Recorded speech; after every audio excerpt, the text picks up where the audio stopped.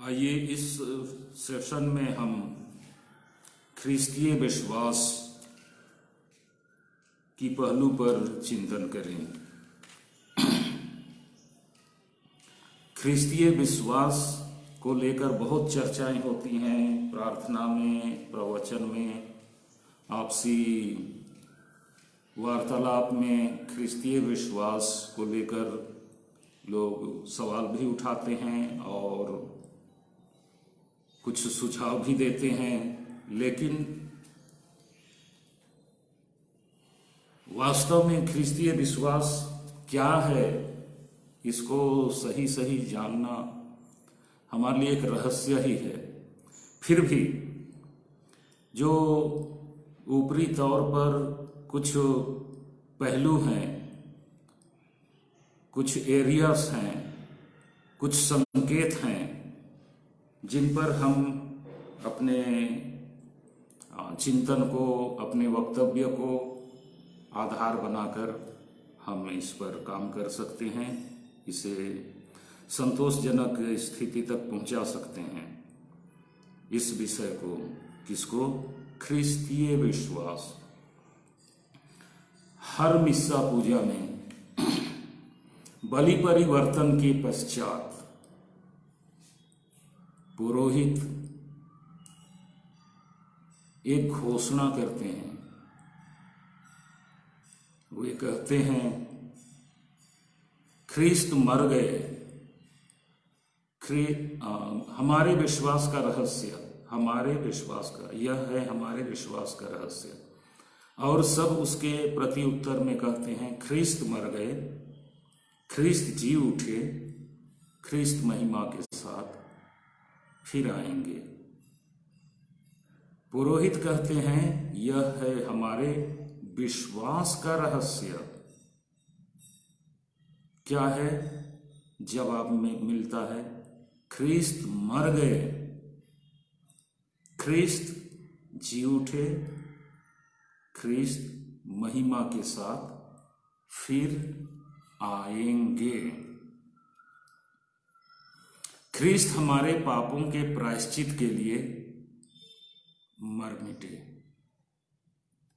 हमारे पापों का बदला चुकाने के लिए यीशु को अपने प्राणों की आहुति देनी पड़ी। यहूदी लोग भेड़ एवं बकरों के रक्त द्वारा बड़े पर्वों के अवसर पर प्रायश्चित बलि चढ़ाया करते थे। एक परंपरा है और जिसका हवाला मिलता है विधि विवरण ग्रंथ अध्याय 16 पद संख्या 8 में, जिसके अनुसार आजाजेल नामक भूत या बुरी आत्मा, आजाजेल भूत का नाम है, बुरी आत्मा का नाम है, उसके लिए प्राचीन योम किपुर प्रायश्चित के दिन के लिए, योम किपुर ये इब्रानी नाम है और इब्रानी भाषा का शब्द, और उसका अर्थ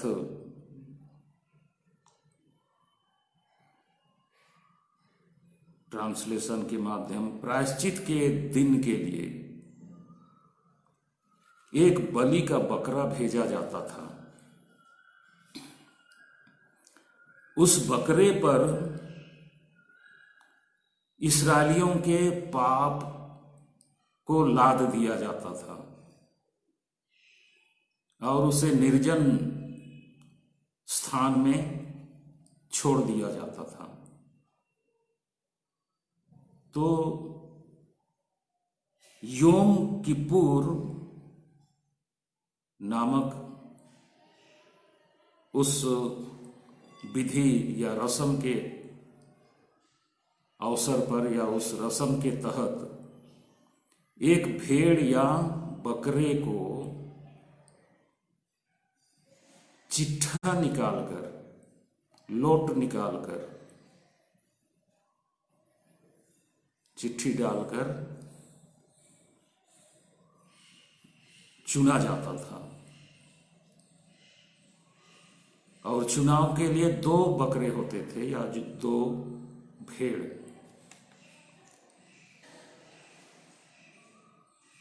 तो एक को भूत के नाम पर और दूसरे को ईश्वर के नाम पर, और दोनों को शुरू में पूजा की जगह ले जाएंगे, और जो ईश्वर के नाम पर निकला है उसे ईश्वर के लिए बलि चढ़ाएंगे।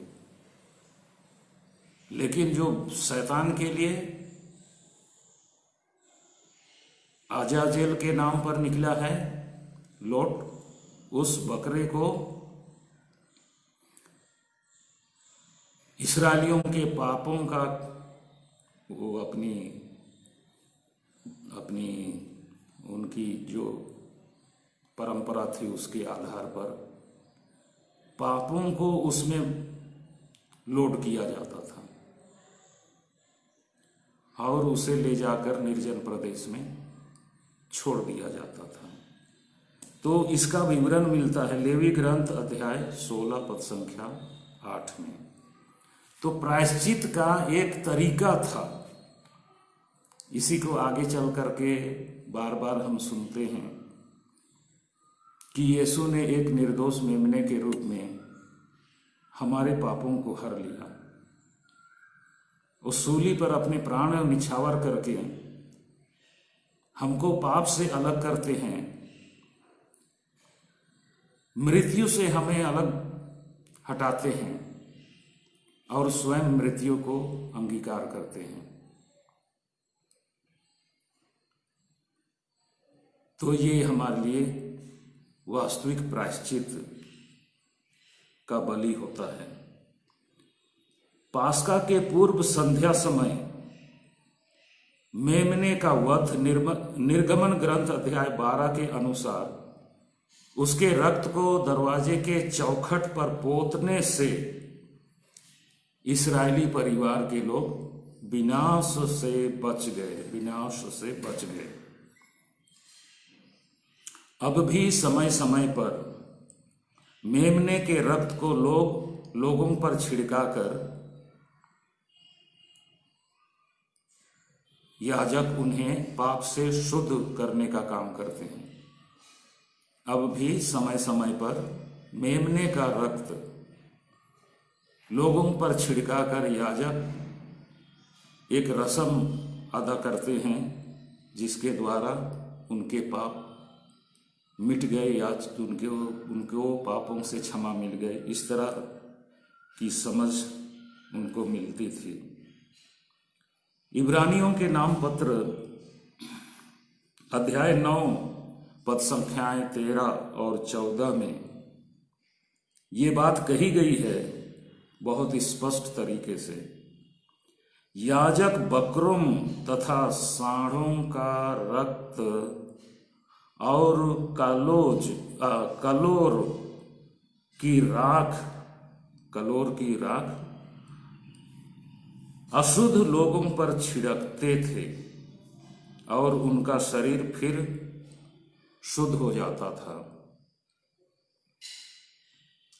इब्रानियों के नाम पत्र अध्याय 9 पद संख्या 13 और 14 के अनुसार याजक बकरों तथा सांडों का रक्त और कलोर की राख, कलोर कोई झाड़ी या पौधा है तो उसकी राख लेकर अशुद्ध लोगों पर छिड़कता था और ये अशुद्ध लोगों के शरीर शुद्ध हो जाते थे। यदि इनमें पवित्र करने की शक्ति है, बकरों सांडों के रक्त और कलोर की राख में लोगों को पवित्र करने की शक्ति है, पाप धो डालने की क्षमता है, तो फिर मसीह का रक्त जिसे उन्होंने शाश्वत आत्मा के द्वारा निर्दोष बलि के रूप में ईश्वर को अर्पित किया, हमारे अंतःकरण को पापों से क्यों नहीं शुद्ध करेगा और हमें अनंत ईश्वर की सेवा के योग्य बनाएगा। यीशु जो निर्दोष बलि के रूप में ईश्वर को अर्पित किए गए, उनके रक्त में इतनी क्षमता, ताकत, शक्ति क्यों नहीं होगी कि वह हमारे अंतःकरण को पवित्र करे, रोग मुक्त करे, पाप से शुद्ध करे और हमें जीवंत ईश्वर की सेवा के लिए योग्य भक्त बनाए, योग्य सेवक बनाए। तो ये बिल्कुल जायज है, बिल्कुल सही है और सक्षम माध्यम है और इसी को हम एक तरह से इनैक्ट करते हैं, इसको हम देखते हैं, होते देखते हैं।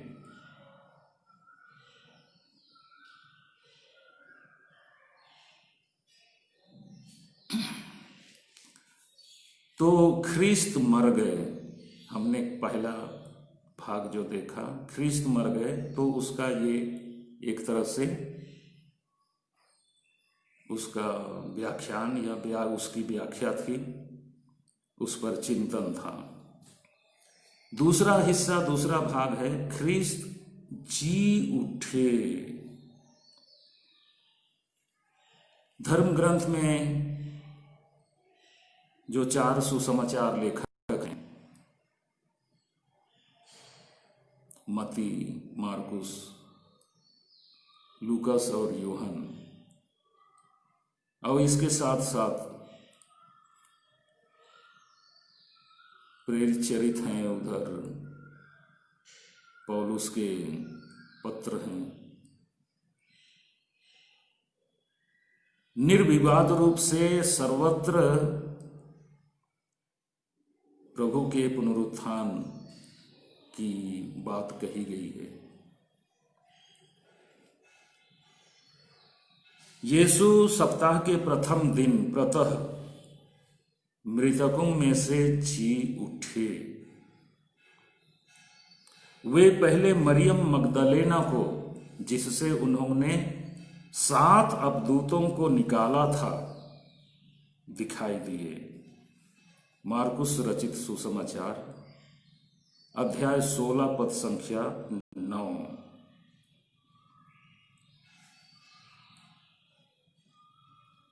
इसके संबंध में उन्होंने पहले ही भविष्यवाणी की थी। क्या के संबंध में? अपने पुनरुत्थान के संबंध में यीशु ने पहले ही भविष्यवाणी की थी। क्या कहा था उन्होंने? मानव पुत्र को बहुत दुख उठाना होगा, मानव पुत्र को बहुत दुख उठाना होगा, नेताओं, महायाजकों और शास्त्रियों द्वारा ठुकराया जाना, मार डाला जाना,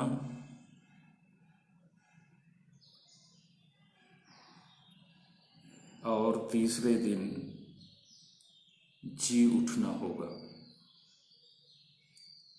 नेताओं, महायाजकों, शास्त्रियों द्वारा ठुकराया जाना, मार डाला जाना और तीसरे दिन जी उठना होगा। यह बात लूकस रचित सुसमाचार अध्याय 9 पद संख्या 22 में अंकित है। तो इस तरह हम देखते हैं कि ख्रिस्त जी उठे, इसका भी विवरण सुसमाचार में, प्रेरित चरित में और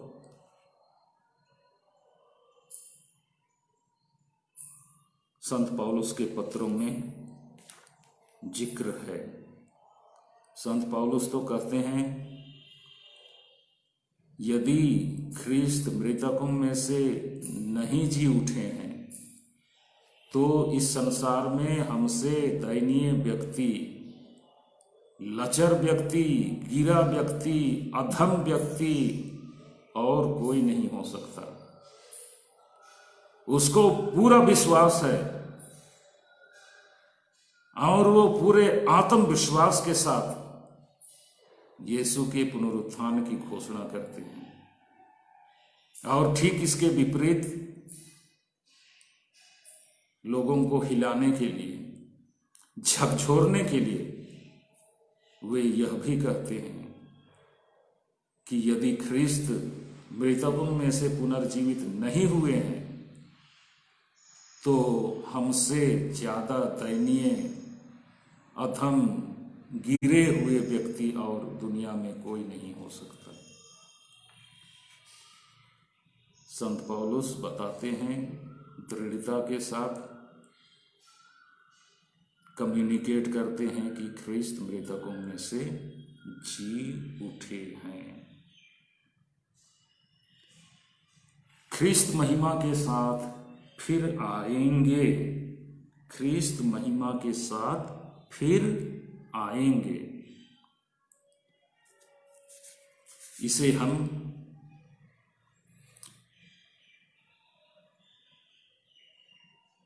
सुसमाचार में भी देखते हैं और प्रेरितों के धर्मसार में भी कुछ हद तक इसकी ओर संकेत है। जब मानव पुत्र सब स्वर्गदूतों के साथ अपनी महिमा सहित आएगा, जब मानव पुत्र सब स्वर्गदूतों के साथ अपनी महिमा सहित आएगा तो वह अपने महिमामय सिंहासन पर विराजमान होगा। जब मानव पुत्र अपने सब स्वर्गदूतों के साथ अपनी महिमा सहित आएगा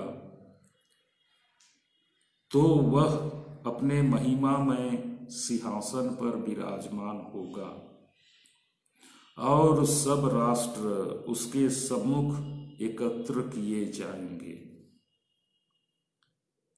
ये अंश है मत्ती रचित सुसमाचार अध्याय 25 पद संख्या 31 में।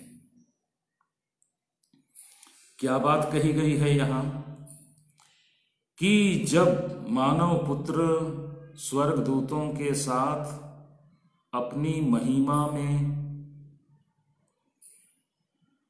प्रकट होगा, महिमा सहित आएगा और वह अपने महिमामय सिंहासन पर विराजमान होगा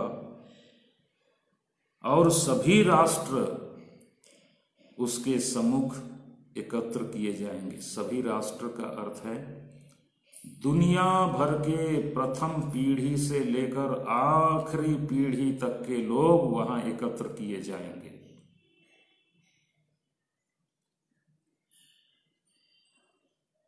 और उसके बाद राजा अपने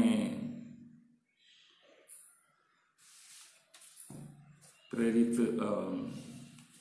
मत्ती बहुत ही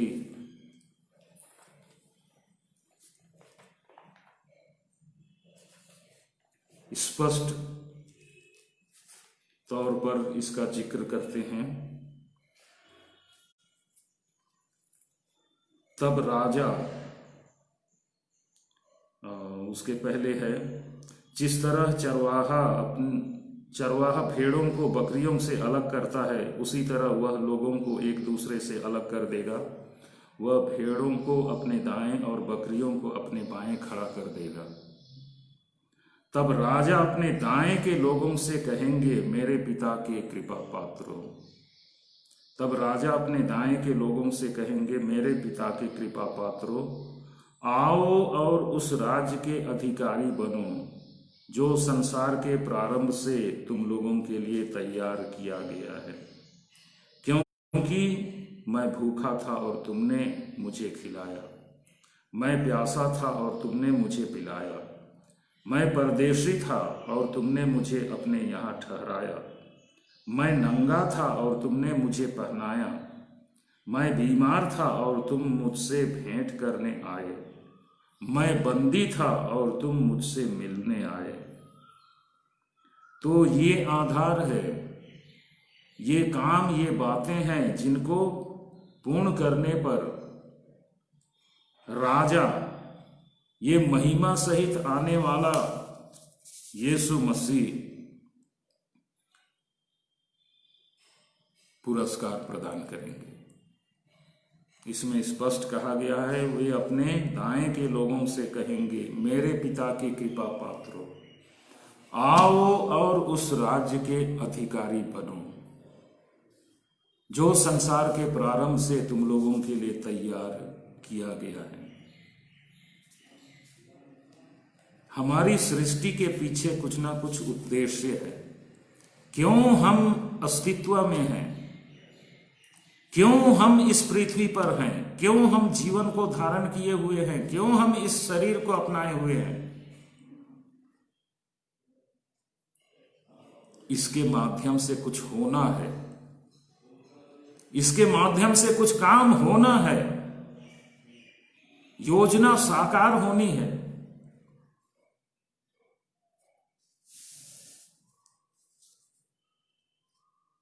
और उसका पुरस्कार होगा अनंत जीवन, उसका पुरस्कार होगा स्वर्गिक अनंत जीवन। तो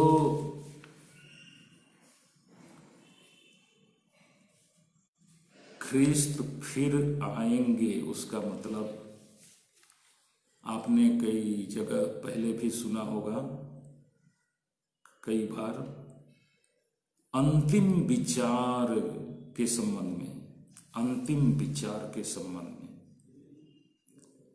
यीशु जब आएंगे आखिरी समय तो वो विचार करेंगे, मतलब जिसने उनकी आज्ञाओं का, आदेशों का पालन किया है वो उनकी दाहिनी ओर होंगे, जिन्हें वो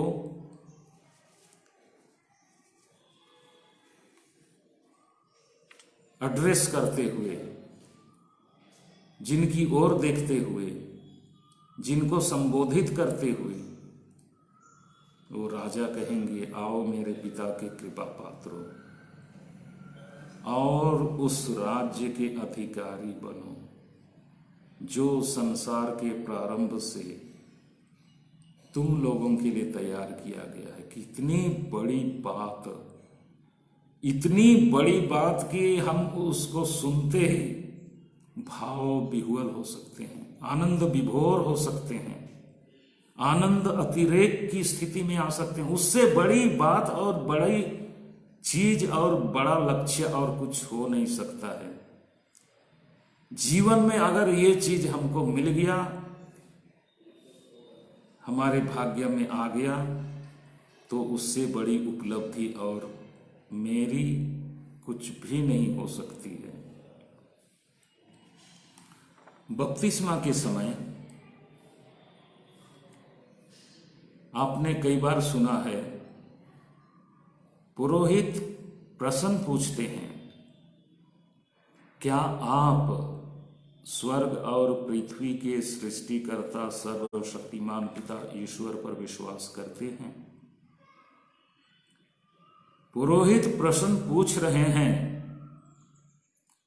बपतिस्मा देने से ठीक पहले हाँ हाँ हाँ हाँ हाँ बोलते जाएंगे, तो बाद में वो कहेंगे यही है हमारा विश्वास, यही है कलीसिया का विश्वास। इसी के आधार पर उम्मीदवार को बपतिस्मा दिया जाता है। तो पूछा जाएगा माता पिता, भाई, धर्म माता पिताओं से, क्या आप लोग चाहते हैं कि आपके ये उम्मीदवार, आपके बच्चे को इसी विश्वास पर बपतिस्मा दिया जाए? तो उनका जवाब होगा हाँ, इसीलिए तो लाए हैं, हाँ, तब बपतिस्मा दिया जाएगा। तो बपतिस्मा दिए जाने से जस्ट पहले परीक्षण होता है। परीक्षण सवाल पूछे जाते हैं। ये सवाल क्या हैं? क्या आप स्वर्ग और पृथ्वी के सृष्टिकर्ता सर्वशक्तिमान पिता ईश्वर पर विश्वास करते हैं? हम हाँ बोल देते हैं, माता पिता हाँ बोल देते हैं, धर्म माता पिता हाँ बोल देते हैं, पब्लिक वहां उपस्थित है सब हाँ बोल देते हैं।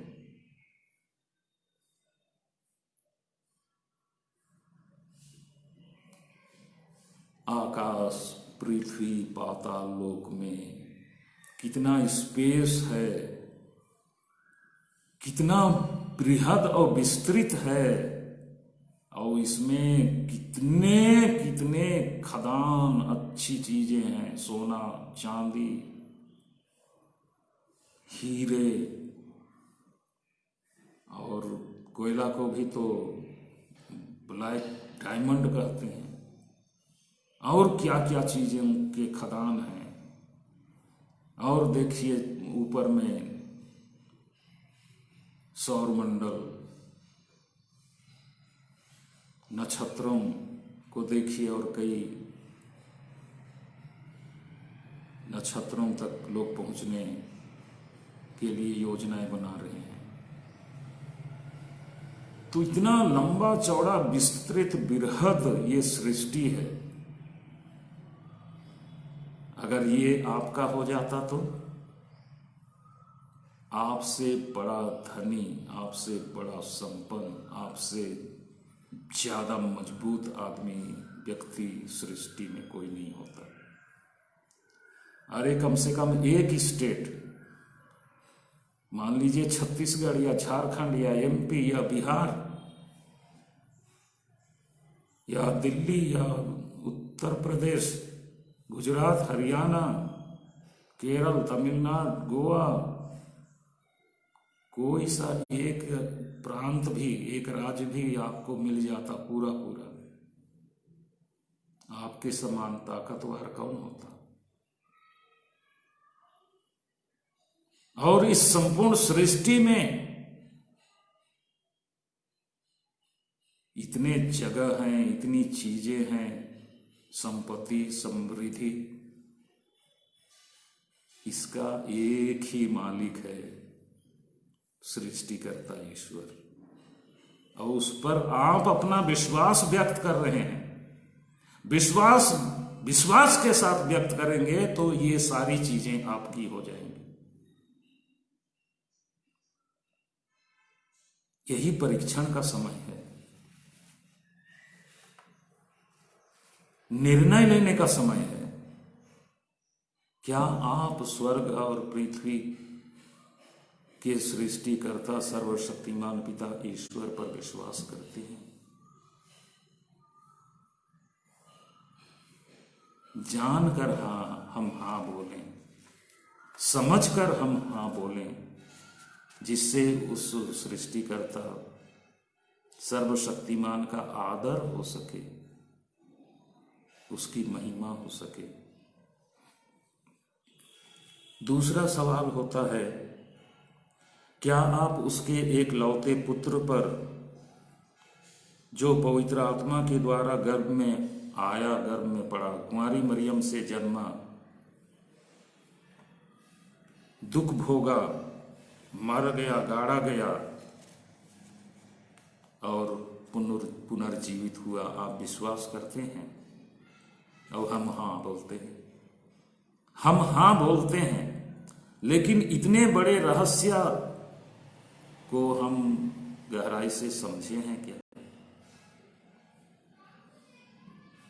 एक लौता पुत्र, आपके पास, आपके पड़ोस में किसी का एक लौता पुत्र होगा, एक लौती पुत्री होगी, उसके प्रति कितना प्यार, स्नेह, मोह होता है माता पिता का। यीशु को ईश्वर पिता हम पापी अधम गिरे हुए लोगों के लिए सौंप देते हैं, दे देते हैं, इसलिए कि हमारा उद्धार हो सके, हमको वो ऊपर उठा सकें। तो उनके इकलौते पुत्र हमारे प्रभु यीशु ख्रिस्त जो पवित्र आत्मा के द्वारा गर्भ में आए, कुंवारी मरियम से जन्मे, दुख सहे, मारे गए, दफनाए गए और पुनर्जीवित होकर पिता की दाहिनी ओर विराजमान हैं। क्या आप इस पर विश्वास करते हैं? अब वो ईश्वर पिता के दाईं ओर विराजमान हैं, दाईं ओर विराजमान हैं। क्या आप विश्वास करते हैं? दाईं ओर विराजमान है, उसका मतलब है उनको पावर है, उनको ताकत है कुछ भी करने का, उनमें क्षमता है, उनको शक्ति दी गई है और वो सब कुछ हमारे हित में करने के लिए तैयार हैं। हम विश्वास के साथ हाँ बोलेंगे, नम्रता से हम हाँ बोलेंगे तो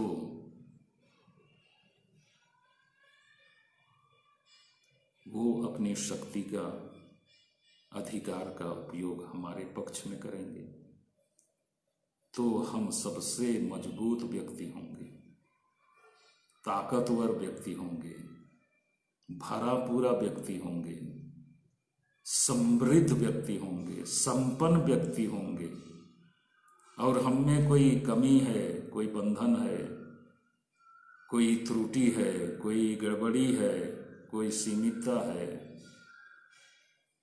समस्याएं हैं, बीमारी है, डर भय है, शंकाएं हैं, परेशानी है, अभाव है, तंगी स्थिति है, ये छूमंतर हो जाएंगे, ये अपने आप लुप्त हो जाएंगे, क्योंकि जिस पर हम आस्था रख रहे हैं, विश्वास कर रहे हैं, वो पिता के, सृष्टिकर्ता सर्वशक्तिमान ईश्वर के दाहिने विराजमान है। अगला सवाल पूछा जाता है, क्या आप पवित्र आत्मा पर, पवित्र कैथोलिक कलीसिया पर, धर्मियों के संबंध, पापों की क्षमा और देह के पुनरुत्थान पर विश्वास करते हैं? पहले तो पवित्र आत्मा पर। यही पवित्र आत्मा है जिनको पिता ने यीशु के स्वर्ग आरोहण कर लेने के बाद भेजने की प्रतिज्ञा की, और जिसके संबंध में यीशु ने कहा कि मैं चला जाऊंगा तो तुम्हारे लिए दूसरा सहायक आएगा, और वो सहायक सदा तुम्हारे साथ रहेगा। जिन जिन बातों की शिक्षा मैंने दी है वो पूरा का पूरा याद दिलाएगा, अपनी ओर से कुछ नहीं कहेगा, लेकिन जो बातें मैंने कही हैं उन्हीं को वो तुम लोगों को समझाएगा। अब क्या करेगा नहीं करेगा यीशु से तो सुन लिए, लेकिन इस बात की अनुभूति स्पष्ट रूप से, दृश्यमान रूप से पेंतेकोस्त की घटना के समय प्रेरितों को हो जाता है। आंधी जैसी आवाज आई और उस जगह जहां वे एकत्र थे हिल गया, और ये हलचल सुनते ही यरूशलेम में पूरी दुनिया से लगभग लोग पर्व के लिए एकत्र हुए थे, उस जगह की ओर जाते हैं जिधर से ये आवाज आई, और वहां देख रहे हैं कि पेतरुस और अन्य साथी प्रवचन दे रहे हैं, भाषण दे रहे हैं यीशु के संबंध में, जिन्हें यहूदियों ने झूठ मूठ का दोष लगाया और उन्हें मृत्यु के हवाले, मृत्यु के लिए दुश्मनों के, शत्रुओं के हवाले कर दिया और क्रूस पर मरवा डाला। वही यीशु अब पुनर्जीवित होकर मसीह और प्रभु बन गए हैं। प्रभु मतलब ईश्वर बन गए थे पहले से, लेकिन अब तो पूरी तरह से ईश्वर बन गए, ताकतवर हो गए, मालिक बन गए। तो इस तरह का भाषण दे रहे हैं और देश विदेशों से, कोने कोने से आए हैं और ये सब अपनी अपनी भाषा में उनको बोलते सुन रहे हैं। ये है पवित्र आत्मा का करामत, ये है पवित्र आत्मा का एक तरह से कहें वरदान। वो चुटकी में दे सकते हैं ये वरदान अपने भक्तों को, आज भी हमें दे सकते हैं। और उसके नाम पर बपतिस्मा के समय हम हाँ बोल रहे हैं, समझ करके हाँ बोलिए। धर्मियों का संबंध मतलब एक मंडली, जीवित और मृतक धर्मी एक समुदाय के सदस्य हैं। इसलिए कैथोलिक कलीसिया में संतों का स्मरण किया जाता है, उनकी याद की जाती है, उनके नाम पर त्यौहार मनाया जाता है, उनकी मध्यस्थता से प्रार्थना की जाती है, उनकी भक्ति की जाती है। इसलिए कि उन्होंने यीशु के जीवन का अनुकरण किया और उनके आदेशों का लगभग पूर्णतः पालन किया, उनके जीवन का अनुसरण किया। इसलिए उन्हें भी आशीर्वाद प्राप्त है, वो भी मध्यस्थता का कार्य कर सकते हैं, इसलिए हम उनकी याद करते हैं। तो जीवित वंश के लोग, जीवित इस पृथ्वी के लोग मृत संतों की विशेष भक्ति करके उनके साथ संगति, समुदाय, संगत की स्थिति निर्मित करने के लिए प्रयासरत हैं। धर्मियों का संबंध पापों की क्षमा, पाप स्वीकार संस्कार से, पछतावे से, क्योंकि यीशु ने ये अधिकार प्रेरितों को दिया, फूंक कर कहा, तुम जिनके पाप क्षमा करोगे वे अपने पापों से मुक्त होंगे और जिनके पाप क्षमा नहीं करोगे वे अपने पापों से बंधे रहेंगे। ये बात यीशु ने कही। और पेतरुस को तो कहा, मैं तुम्हें स्वर्ग राज की कुंजी देता हूँ। जिन लोगों को निषेध करोगे वो रुके रहेंगे, जिनके लिए खोलोगे उनके लिए स्वर्ग का द्वार खुल जाएगा, मतलब उनको पापों की क्षमा मिलेगी। तो पापों की क्षमा, देह का पुनरुत्थान, आज तक हमारे भारतीय परिवेश में हम लोग इतना स्पष्ट नहीं हो पाए हैं, अपने जीवन से, अपनी वाणी से दूसरों के सामने इतना इस तरह पूरी तरह से मतलब व्यक्त, प्रकट, स्पष्ट रूप में हम ये संदेश नहीं रख पाए हैं कि मृत्यु के बाद हम पुनर्जीवित होंगे। मृत्यु के बाद हम पुनर्जीवित होंगे, फिर से इस शरीर में आएंगे। यहाँ पर दो मत हैं। एक तो हमने पहले कह दिया है कि अंतिम विचार मतलब आखिरी दिन जब राजा अपने पूरे महिमा सहित आएंगे तो वे भले लोगों को अपने दाईं ओर और बुरे लोगों को बाईं ओर करेंगे। विचार, अंतिम विचार। और लोग अपने शरीर में इस तरह से आएंगे, क्योंकि सुख भोगने के लिए शरीर चाहिए। आत्मा को केवल उतना सुख पता नहीं प्राप्त होगा कि नहीं, तो सुख भोगने के लिए हमें शरीर तो चाहिए। तो अंतिम विचार के दिन दूतगण चारों दिशाओं में तुरही बजाएंगे और मृतकों की कब्रें खुल जाएंगी और सब सशरीर पुनर्जीवित होकर उस अंतिम विचार के बड़े मैदान में, इस पृथ्वी से कई गुना बड़े मैदान में एकत्र होंगे और अपनी करनी के अनुसार अनंत सुख के लिए या तो अब नहीं कर पाए अच्छा काम तो दंड भोगने के लिए तो जाना ही होगा। वो तो अपना ही फल है, अपने कर्मों का फल। हम किसी दूसरे को दोष नहीं दे सकते, ईश्वर को भी दोष नहीं दे सकते। ईश्वर ने तो अपनी महानता दिखाई हमको बना करके। ईश्वर ने तो अपनी शाश्वत सत्ता को प्रदर्शित कर दिया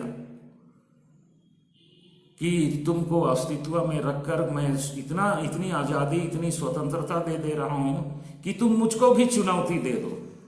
कैसे चुनौती? मैं तुम्हें नहीं मानूंगा, तुम कौन हो? सृष्टिकर्ता मैं नहीं मानता, तुम्हारे बराबर मैं भी हूं। कुछ इस तरह की बेहुदा बातें हम कर सकते हैं। नहीं भी बोलेंगे फिर भी अपने व्यवहार बर्ताव से तो हम कर ही रहे होंगे, यही बात कह रहे होंगे आचरण से, रोज दिन के जीवन से। कौन प्रेयर करेगा, कौन उसकी खोज करेगा, कौन त्याग तपस्या करेगा?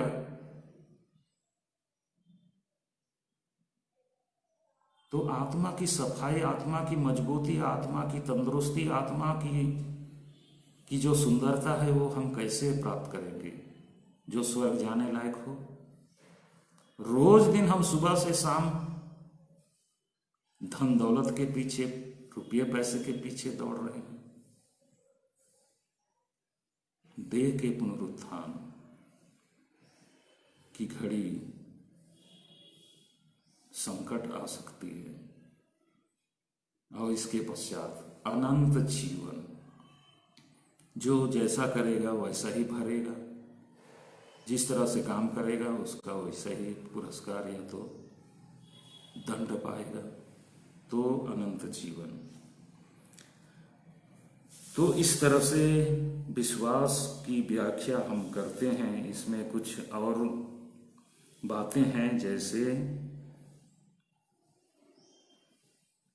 यीशु ने एक जन्मांध से यूहन्ना रचित सुसमाचार में वार्तालाप की।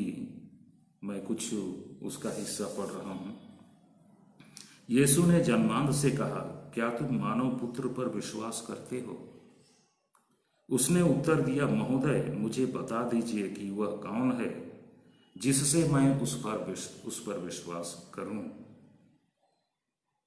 यीशु ने उससे कहा, तुमने उसे देखा है, तुमने उसे देखा है। वह तो तुमसे अभी बातें कर रहा है।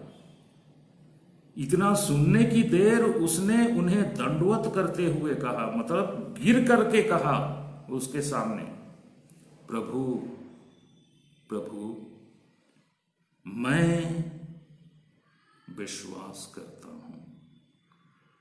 ये बात कही गई है यूहन्ना रचित सुसमाचार अध्याय 9 पद संख्या 35 से 38 तक।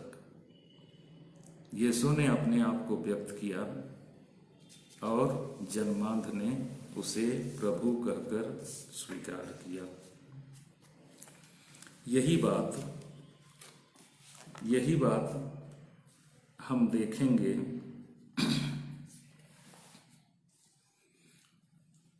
यूहन्ना रचित सुसमाचार अध्याय 4 पद संख्याएं 50 से मैं पढ़ रहा हूं। यीशु ने उत्तर दिया, जाइए आपका पुत्र, इसके पहले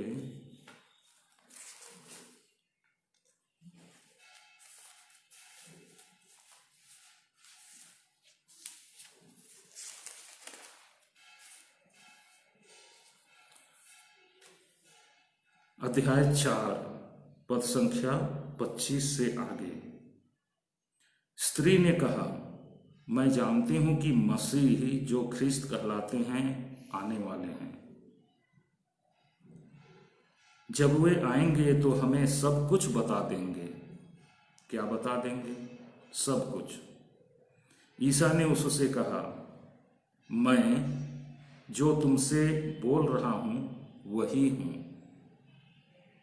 सब कुछ बता देंगे जब वे आएंगे। वो स्त्री बोल रही है, कौन आएंगे? प्रतिज्ञात मसीह आएंगे। आने वाले मसीह आने पर सब कुछ बता देंगे। दूसरी ओर से जवाब आता है, मैं जो बोल रहा हूं वही हूं जो आने वाले हैं। अब क्या होता है? वह उस स्त्री ने अपना घड़ा वहीं छोड़ दिया और नगर जाकर लोगों से कहा, अपने गांव में जाकर कहा, चलिए एक मनुष्य को देख तो लीजिए जिसने मुझसे वह सब कह दिया, मुझे वह सब कहा जो मैंने किया। कहीं वह मसीह तो नहीं है? इसलिए वे लोग नगर से निकलकर ईसा से मिलने आए। और आगे बात चलती है और पूरा का पूरा गांव और आसपास के लोग यीशु पर विश्वास करते हैं। उसे 1-2 दिन और ठहरने को कहते हैं। वहीं मसीह यीशु ने अपने को मसीह के रूप में उस स्त्री के सामने प्रकट किया। अब यहाँ जन्मांध व्यक्ति के सामने भी यीशु ने अपने को प्रकट किया और वह जन्मांध दंडवत कर उसके सामने गिरकर कहता है, प्रभु मैं आप पर विश्वास करता हूं। यूहन्ना रचित सुसमाचार ही अध्याय 1 पद संख्या 45 से आगे मैं पढ़ रहा हूं। फिलिप नथनाइल से मिला और बोला, मूसा ने संहिता में और नबियों ने जिसके विषय में लिखा है वही हमें मिल गए हैं। किसके विषय में लिखा है? मसीह के संबंध में। वह नाजरेत निवासी यूसुफ के पुत्र यीशु हैं। नथनाइल ने उत्तर दिया, क्या नाजरेत से कोई अच्छी चीज आ सकती है? फिलिप ने कहा, आओ और स्वयं देख लो। ईसा ने नथनाइल को अपने पास आते देखा और उसके विषय में कहा, देखो यह एक सच्चा इस्राएली है, इसमें कोई कपट नहीं है। देखो यह एक सच्चा इस्राएली है, इसमें कोई कपट नहीं है। नथनाइल ने उनसे कहा, आप मुझे कैसे जानते हैं? यीशु ने उत्तर दिया, फिलिप द्वारा तुम्हारे बुलाए जाने से पहले ही मैंने तुमको अंजीर के पेड़ के नीचे देखा। नथनाइल ने यह सुनकर उनसे कहा, गुरुवर आप ईश्वर के पुत्र हैं। गुरुवर आप ईश्वर के पुत्र हैं, आप इस्राएल के राजा हैं। यीशु ने उत्तर दिया, मैंने तुमसे कहा, मैंने तुम्हें अंजीर के पेड़ के नीचे देखा, इसलिए तुम विश्वास करते हो। तुम इससे भी महान चमत्कार देखोगे। आगे वे कहते हैं, तुम स्वर्ग को खुला हुआ और ईश्वर के दूतों को मानव पुत्र के ऊपर उतरते चढ़ते देखोगे। कितनी बड़ी बात, कितनी बड़ी बात यीशु नथनाइल से इस समय कह रहे हैं। और ये बात पूरी हो जाती है। ये बात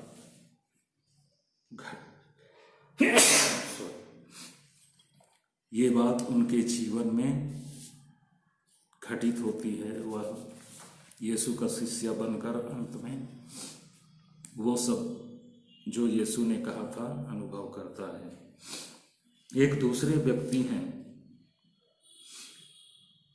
एक शासकीय पदाधिकारी, महोदय कृपया चलिए, कहीं मेरा बच्चा मर ना जाए।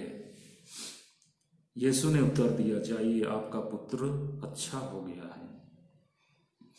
वह मनुष्य यीशु के वचन पर विश्वास कर चला गया। वह रास्ते में ही था कि उसके नौकर मिल गए और उससे बोले, आपका पुत्र अच्छा हो गया है। उसने उनसे पूछा कि किस समय अच्छा होने लगा था, किस समय से अच्छा होने लगा था। उन्होंने कहा, कल दिन के 1 बजे उसका बुखार उतर गया। तब पिता समझ गया कि ठीक उसी समय यीशु ने उससे कहा था, आपका पुत्र अच्छा हो गया है, और उसने अपने सारे परिवार के साथ विश्वास किया। सारे परिवार के साथ उसने विश्वास किया। विश्वास कितनी बड़ी चीज है। विश्वास साधारण सामान्य चीज नहीं है। विश्वास जीवन को बदल देने वाली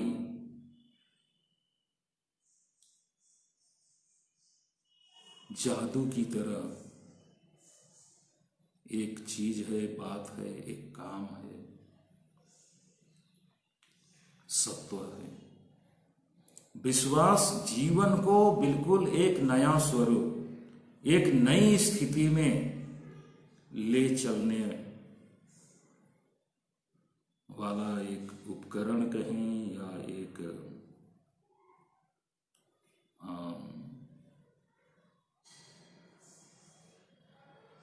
बात है, काम है, या एक मंत्र है। विश्वास मत्ती रचित सुसमाचार अध्याय 16 पद संख्या 16 में यीशु अचानक अपने शिष्यों से पूछते हैं कि मानव पुत्र कौन है, इसके विषय में लोग क्या कहते हैं। तो प्रेरित एक के बाद एक बोलते हैं कि वे तो कहते हैं एलियस है, कोई कहते हैं यूहन बपतिस्ता है, कोई कहते हैं यिर्मयाह या नबियों में से और कोई है। तो इस तरह की बात सुनकर उनको थोड़ा उटपटांग लगता है और अचानक बोलते हैं, अच्छा तुम क्या बोलते हो, तुम क्या बोलते हो कि मैं कौन हूं। पेत्रुस बड़ी निडरता और स्थिरता के साथ, दृढ़ता के साथ सामने आकर बोलते हैं, आप मसीह हैं, जीवंत ईश्वर के पुत्र हैं। आप मसीह हैं, जीवंत ईश्वर के पुत्र हैं। इस पर यीशु कहते हैं, पेत्रुस अर्थात चट्टान हो। यह बात किसी निरे मनुष्य ने नहीं, लेकिन मेरे स्वर्गीय पिता ने तुम पर प्रकट किया है। तुम चट्टान हो पेत्रुस, तुम चट्टान हो, और इस चट्टान पर मैं अपनी कलीसिया का निर्माण करूंगा, और अधोलोक के फाटक इस पर प्रबल नहीं होंगे। कोई दुश्मन यहां तक फटक नहीं, यहां तक आ नहीं पाएगा।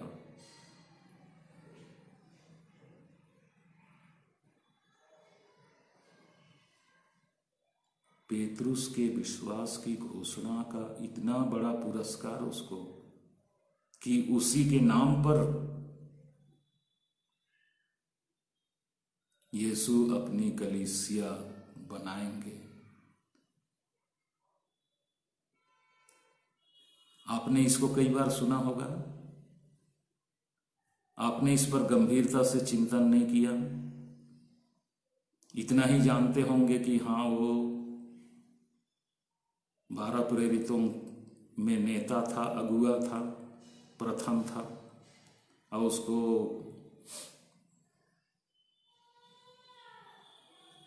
यीशु ने यूहन रचित सुसमाचार अध्याय 21 पद संख्या 15 से आगे दर्शन में कहा, पेत्रुस योनस के पुत्र, क्या तुम इनसे अधिक मुझे प्यार करते हो। यीशु ने कहा, हाँ प्रभु, आप जानते हैं मैं आपको बहुत प्यार करता हूँ। यीशु ने उससे कहा, मेरे मेमनों को चराओ। फिर दोबारा यीशु ने कहा, पेत्रुस योनस के पुत्र, क्या तुम इनसे अधिक मुझको प्यार करते हो। यीशु ने फिर बल देकर कहा, दृढ़ता से कहा, प्रभु आपको तो मालूम ही है मैं आपको प्यार करता हूँ। यीशु ने कहा, मेरी भेड़ों को चराओ। फिर तीसरी बार यीशु ने कहा, पेतरुस, योनास के पुत्र, क्या तुम इनसे अधिक मुझे प्यार करते हो? पेतरुस थोड़ा झिझक गया और कहा जोर से, प्रभु आपको तो सब कुछ मालूम है, आपको यह भी मालूम है कि मैं आपसे प्रेम करता हूं, आपको प्यार करता हूं। दुखी हो गया था। यीशु ने कहा, मेरी भेड़ों को चराओ, और इस तरह 3 बार तक उसे इस तरह के आदेश देकर क्रॉस एग्जामिनेशन के माध्यम से कि क्या तुम मुझे प्यार करते हो, फिर आदेश कि तुम मेरी भेड़ों को चराओ, मेरे भेड़ों को चराओ, मेरे मेमनों को चराओ। उसने 12 प्रेरितों का हेड, उनका अगुआ नेता उसे बनाया, प्रेरितों में प्रधान बनाया। और आज के समय में, आज की शब्दावली में हम कहें तो यीशु ने उसे प्रथम संत पिता बनाया, संत पापा बनाया, जिसको हम लोग आज की शब्दावली में अपनी समझ के अनुसार कहते हैं यीशु का दृश्यमान नेता।